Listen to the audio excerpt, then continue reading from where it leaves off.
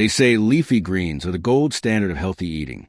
But what if I told you there's one particular green, praised by doctors, stocked in every grocery store, and blended into every superfood smoothie, that could actually be working against your bones? Most folks think, it's green, so it must be good for me, especially when we're talking about bone health. We've been told to eat more veggies to strengthen our skeleton, boost our calcium, and keep joints limber as we age. And yes, that advice is mostly sound. But here's where it gets tricky. Not all greens are created equal, and one in particular could be quietly blocking your body from absorbing the calcium it needs. And if you've got osteoporosis or are trying to avoid it, that's something you really don't want happening behind the scenes. This is one of those surprising details that most people, even those try to eat healthy, never think twice about. And that's how it slips by. You think you're doing something right for your bones, when in fact, your body might be struggling to make use of the very nutrients you're trying to give it. And the more often this food shows up on your plate, the more it can quietly get in the way. Let's unpack what's going on here.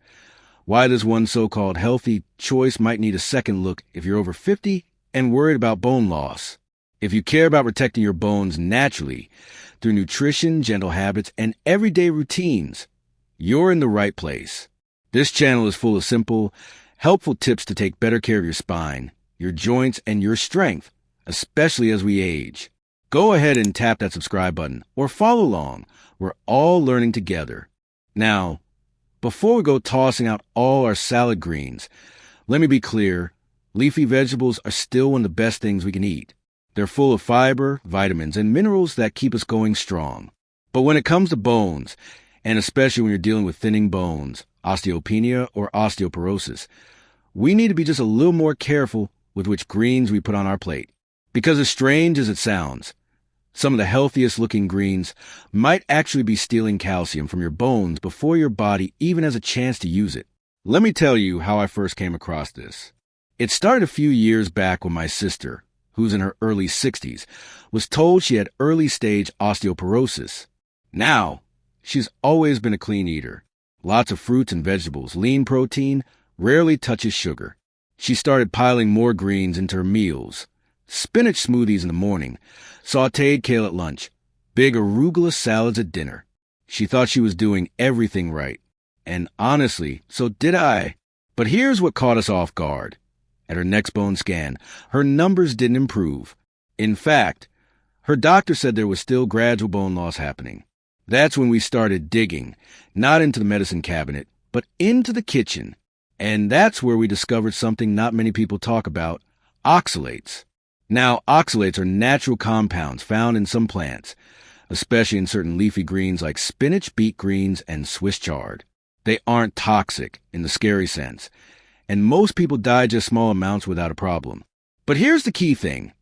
Oxalates bind to calcium in your digestive tract, making it harder for your body to absorb that calcium into your bloodstream and eventually into your bones. So even if you're eating a calcium-rich diet, say almonds, broccoli, canned sardines, or calcium-fortified drinks, if you're also loading up on high oxalate greens, a good portion of that calcium might pass right through your system and used. Now, I'm not saying spinach is poison, but if your bones are already vulnerable, if you're postmenopausal, if osteoporosis runs in your family, or if you've had a fracture in the past, this matters. I remember talking this over with my mom, who's 79 now and had a spinal compression fracture a few years back. She used to love spinach, especially creamed spinach with a little garlic and olive oil. It was practically comfort food. But once we learned about oxalates, she made a simple switch. She started using collard greens, bok choy, or even lightly steamed kale instead, which are much lower in oxalates and still full of good nutrients. And you know what? Not only did her digestion improve, because spinach can be a little tough on the gut if you eat too much, but at her next checkup, her bone markers had stabilized. She wasn't gaining bone, but she wasn't losing more either. That was a win in our book. I'll tell you something else we learned. Calcium doesn't just depend on how much you eat. It depends on how well your body absorbs it. And that's where so many folks go wrong. They pop a supplement, drink a glass of fortified milk, and figure they're covered. But if the rest of your diet includes foods that interfere with calcium uptake, like those high oxalate greens, you could be working against yourself without even realizing it. Now, This doesn't mean we should fear plants. Far from it. But it does mean we have to get smart about which ones we lean on every day, especially when bone health is a priority. Here's something that really helped my wife and me. We started rotating our greens. Instead of buying a giant box of spinach every week, we switched things up. One week it might be kale, the next collards, then arugula, which is low in oxalates, and sometimes even cabbage or mustard greens. That variety made our meals more interesting, and it took the pressure off any one green being the perfect one. If you like green smoothies, try this little trick. Instead of spinach, toss in some romaine lettuce, cucumber, and half a green apple with a few ice cubes and a splash of almond milk. It tastes fresh, and it won't interfere with your calcium. Another easy swap is steamed bok choy with garlic and sesame oil, great as a side dish, and it actually has some calcium of its own. In fact, the calcium from low oxalate greens like bok choy, turnip greens, and broccoli is more bioavailable, meaning your body absorbs it better than the calcium in high oxalate greens like spinach. It's funny, once we started paying attention to the whole picture, not just the calcium number on a label, everything started to make more sense. Bone health isn't about just one food. It's about how all the pieces fit together. And speaking of that, I've noticed something else over the years. It's not just what you eat. It's when and how you eat that makes a difference, too.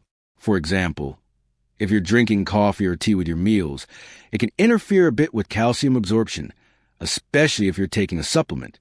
Better to have those drinks between meals instead. Same goes for fiber supplements or certain high-fiber cereals. They're great in general, but if you take calcium at the same time, it might not be absorbed as well. I also learned that the body does better absorbing calcium in smaller doses throughout the day. So rather than loading up at breakfast and forgetting the rest, I started spreading it out. A bit of yogurt in the morning, almonds or a leafy side at lunch, and maybe some canned salmon or calcium-rich tofu at dinner. All these little changes add up. And once they become habits, you don't even have to think about them. You just know you're supporting your bones every day in a quiet, steady way. Now, let me say one more thing about spinach before we move on. It's not bad.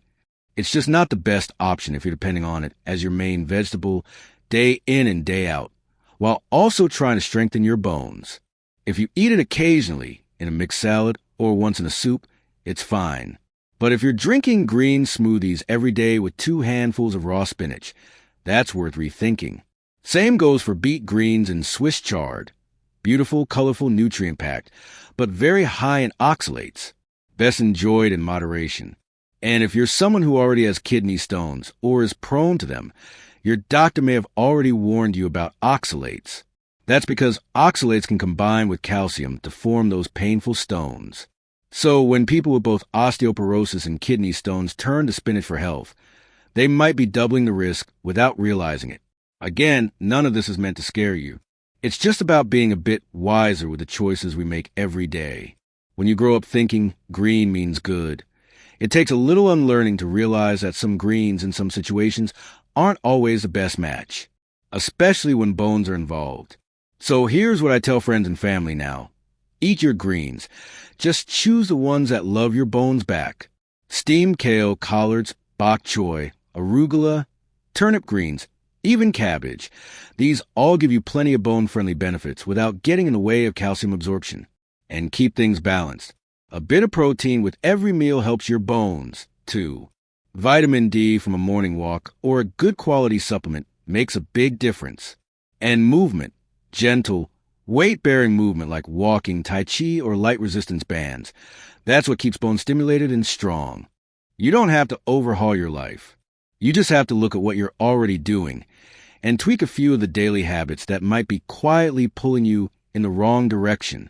For my sister, it was her spinach smoothie. For me, it was drinking my calcium supplement with my morning coffee. I had no idea that could reduce absorption. For my mom, it was holding on to a favorite vegetable long after her bones started showing signs of wear. But we're all adjusting. We're learning. And our bones, they're grateful for it. The funny thing is, once you see it, you can't unsee it. That idea that even a healthy green like spinach might not be doing your bones any favors. It shifts how you look at your whole plate. And really, that's a good thing. Because the more we understand how our bodies actually work, especially as we get older, the better we can support them in small, thoughtful ways. I still walk past the spinach bags at the store and smile. It's not the enemy. It's just not the hero I once thought it was, at least not for my bones. These days, I reach for bok choy or kale instead, or maybe pick up a bunch of collards to throw in the soup pot. And each time I do, I know I'm giving my body a little more what it really needs, not just what the label says is healthy. If there's one thing I hope sticks with you, it's this. Bone health is about absorption, not just intake. It's not how much calcium you eat. It's how much your body actually holds onto and builds with. And if a simple change like swapping out one green for another can help you hold on to more, why not give your bones that quiet advantage?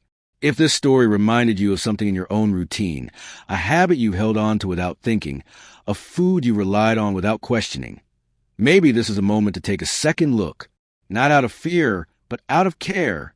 You've still got plenty of good years ahead, and your bones are the foundation that will carry you through them.